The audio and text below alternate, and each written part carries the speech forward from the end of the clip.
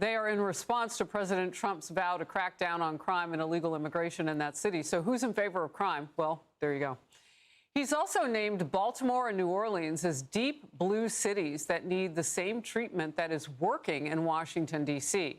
The president addressed the crime during his speech earlier this hour from the Religious Liberty event. We'd love to go into Chicago and straighten it out. You know, Washington, D.C., you'll be happy to know, is a free and safe zone. It's so safe right now. I don't know why Chicago isn't calling us saying, please give us help. When you have, over just a short period of time, 50 murders and hundreds of people shot, and then you have a governor that stands up and says how crime is just fine. It's really crazy. But we're bringing back law and order to our country. Well, yet another bloody weekend to add to what's happening in Chicago. 18 shootings left at least 6 people dead, 12 wounded. And President Trump turned up the heat, as I mentioned, Saturday with an AI-generated post playing off the epic Vietnam War movie Apocalypse Now. He wrote, "I love the smell of deportations in the morning. Chicago is about to find out why it's called the Department of War." The left instantly taking the bait. Chicago Mayor Brandon Johnson posted, "The president's threats are beneath the honor of our nation." Illinois Governor J.D. Pritzker with, "The president of the United States is threatening to go to war with an American city. This is no joke. This is not normal." Other prominent Democrats are also talking. The president of the United States essentially just declared war on a major city in his own nation. This is not normal. The terrible things that the President of the United States is saying about using troops in the Department of War in the city of Chicago is an embarrassment and disgusting. I call it a threat. I call it embarrassing. I would call it performative. And what do you call Labor Day weekend when 58 people were shot, including a drive-by that left 7 people in that one shooting wounded? What do you call that? That's also a threat to the public, or a definite threat to the public. The president yesterday getting into it with a reporter who had a question about his media post. You don't want this fake news. When you say that, darling, that's fake news. What? Be quiet. Listen. You don't listen. You never listen. That's why you're second rate.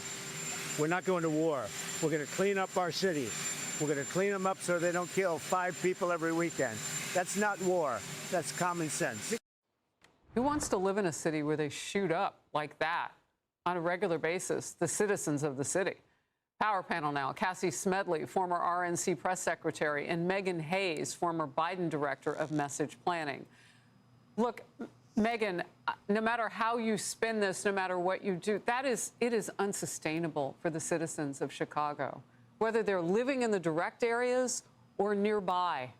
It affects everybody. It affects the safety of the city and their bottom line in what they spend and attract tourists, so on and so forth. What do you say about the pushback on cleaning it up the way it's been cleaned up in D.C.? Well, unfortunately, Chicago's the 27th most dangerous city in the country. So there are 26 cities that are more dangerous to live in, which is really unfortunate for all of these Americans that are living like this. And I would say he didn't clean up crime in D.C. It's put a pause on crime in D.C. There is no way when the National Guard leaves or the federal law enforcement pull out that crime won't return to D.C. So that's an excellent point. So what do you say to those Democrat leaders that aren't making a plan right now to have sustainability in the safety? You make a great point.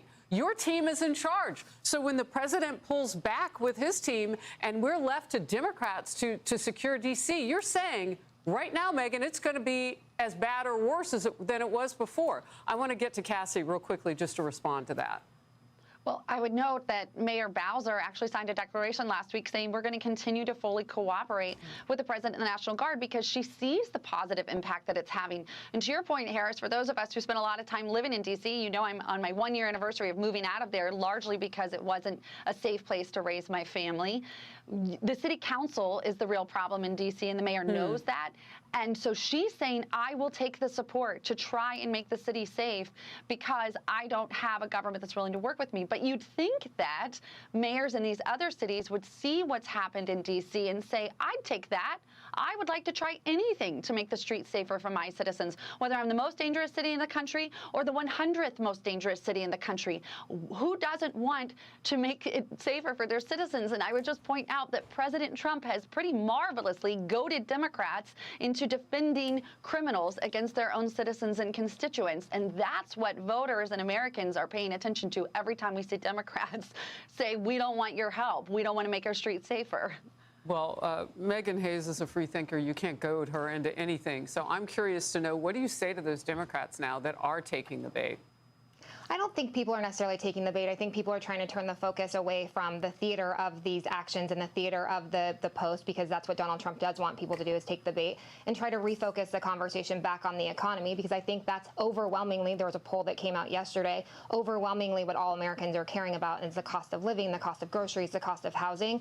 And so I think that that's what Democrats should be focused on doing, is turning the conversation back to the economy. But just going back on your D.C. point, I just want to point out, the federal government took $1 billion out of the D.C. government, which could have gone to community programs and getting more police on the street. And so I think if the federal government really wants to work with D.C., and I know it's a very different situation in D.C. because of home rule and they're not a state, they need to be working together on the budget piece of this. And I agree with the city council piece. So I fully admit that is very different than Chicago. But there are many more steps here in D.C. that could be taken to keep it safer. Complicated. I don't know how much money would need to be spent, though, to keep people from killing 58 people across the Labor Day weekend in Chicago, outside of D.C.